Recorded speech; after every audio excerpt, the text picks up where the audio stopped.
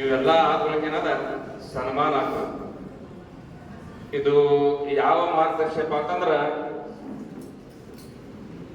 Doctor Baba Saheb Ambedkar ಅವರು ಅವಮಾನ ಅಪಮಾನ ಬಹಳ ಸಹಿಸ್ಕೊಂಡ್ರು. ಅವ್ರ ಹಿಸ್ಟ್ರಿ ನೋಡ್ಬೇಕಂದ್ರೆ ನಾವು ಬರೇ ಅಳ್ಕೊತ ಭಾಷಣ ಮಾಡ್ಬೇಕು. ಯಾಕಂದ್ರೆ ಅಂತ ಹಿಸ್ಟ್ರಿ ಐತಿ. ಅವರು ಅವಮಾನ ಅಪಮಾನ ಸಹಿಸ್ಕೊಂಡೇನದ ನಮ್ಮ ದೇಶಕ್ಕಾಗಿ ಸಂವಿಧಾನ ಬರೆದು ಕೊಟ್ಟರು. ಅವರು ಆ ಅವಮಾನ ಅಪಮಾನ ಅದರ ಹಿನ್ನೆಲೆ ಡಾಕ್ಟರ್ ಬಾಬಾ ಸಾಹೇಬ್ ಅಂಬೇಡ್ಕರ್ ಅವರು ರಾಮ್ಜಿ ಅವರ ಪುತ್ರ ಇವರು. ಇವರು 14ನೇ ಪುತ್ರ ಇವರು.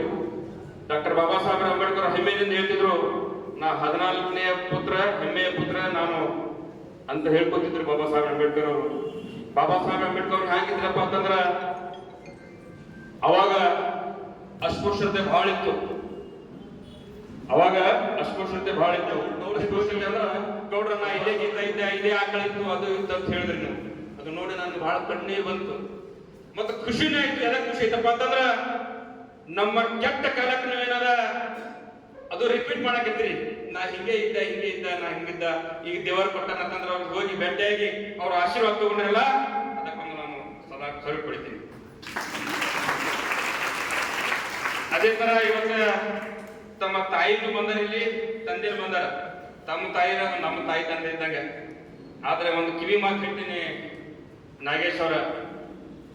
ನಾಗೇಶ್ ಅಂದ್ರೆ ಯಾರು ಅಂತ ಹೇಳಿದ್ರೆ ಅವ್ರದೊಂದು ಕೊಡೋಡ ಇದ್ರಿ. ಆ ಬಂಗಾರದ ನಾಗೇಶ್, ಬಂಗಾರದ ಮನುಷ್ಯ, ಗೋಲ್ಡನ್ ಮ್ಯಾನ್ ಅಂತಂದ್ರ ನಾಗೇಶ್ಗೆ ಅವಾಗ ಗುಣಾಗಿರ್ತಾರೆ. ನಾಗೇಶ್ ಮಂದಿ ಬಹಳ ಅದಾರ. ಆ ಗೋಲ್ಡನ್ ಮ್ಯಾನ್ ಅಂತ ನೀವೇನು ಹೆಸರು ಪಡ್ಕೊಂಡಿರಲ್ಲ, ಆ ಹಾರ್ಟ್ ಆ ಹೃದಯ ಏನದ ಆ ಮನುಷ್ಯಗೆ ಆ ಗೋಲ್ಡನ್ ಅದು ಹೃದಯ ನಿಂಬಲ್ಲಿ ಇರ್ಲಿ. ಇವತ್ತಿನ ದಿವಸ ತಾಯಿ ತಂದೆ ನಿಮ್ದು ಇಲ್ಲೇ ಶಾಶ್ವತ ಅದಾರ. ನಮ್ಮ ತಾಯಿ ತಿಳ್ಕೊಂಡು ರೀಸೆಂಟ್ಲಿ ನಮ್ಮ ತಂದೆ ತಿಳ್ಕೊಂಡು ಒಂದು ಗೊತ್ತೇ 8 ದಿವಸ ಐತಿ.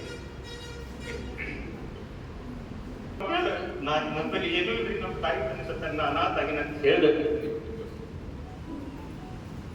ನಾನು ನಾಗೇಶ್ ಎದಕ್ಕೆ ಹೇಳ್ತೀನಿ ಮಾತಂದ್ರೆ, ತಾಯಿ ತಂದೆ ಸ್ಥಾನ ಯಾರು ತಗೊಳಕ್ ಸಾಧ್ಯವಿಲ್ಲ. ನಮ್ಮಿಂದ ಯಾರದಾರ ಅಂತ ಹೇಳಿದ್ರೆ, ನಮ್ಮಿಂದ ತಾಯಿ ತಂದೆ ಆದ್ರೆ ನಮ್ಮಿಂದ ತಾಯಿ ತಂದೆ ಆಶೀರ್ವಾದ ಅಂತ ಹೆಮ್ಮಿಂದ ಹೇಳ್ಬೋದು. ಆ ಎರಡು ವಸ್ತುಗಳು ಹೋದ್ವಪ್ಪ ಅಂದ್ರ ನೀವು ಡಾಕ್ಟರ್ ತಗೋರಿ, ಈ ದೇಶದ ಪ್ರಧಾನಮಂತ್ರಿ ಆಗ್ರಿ, ಏನೂ ಅದ್ರ ಕೆಲಸಕ್ಕೆ ಬರಲ್ಲ. ಇವತ್ತ ನೀವು ತಾಯಿ ತಂದೆ ಇದ್ರೆ ಅದಾರ ನಿಮ್ಮ ಎದುರು ಅಂದ್ರ ಅವ್ರಿಗೆ ನೀವು ಬಹಳಷ್ಟು ಪ್ರೀತಿಯಿಂದ ನೋಡ್ತೀರಿ ಅಂತ ಕಿವಿ ಮಾತು ಹೇಳ್ತೀನಿ.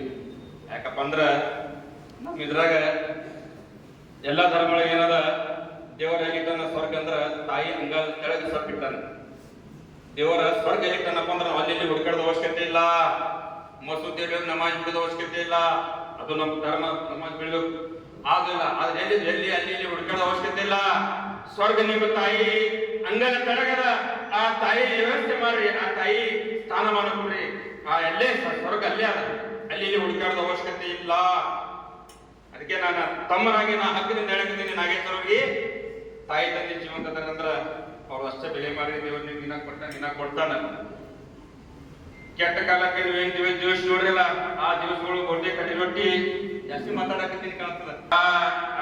ಇದು ಅಂತವ್ರಿಗೆ ಏನೇನು ಕೆಟ್ಟರಪ್ಪ ಅಂದ್ರ ಅವ್ರಿಗೆ ಕರೆದೇನದ ಆ ಹಿಂದಿನ ನೆನಪುಗಳು ಅರ್ಥ ಮಾಡ್ಕೊಂಡೇನದ ಅವ್ರಿಗೆ ಗೌರವಿಸ್ರಿ.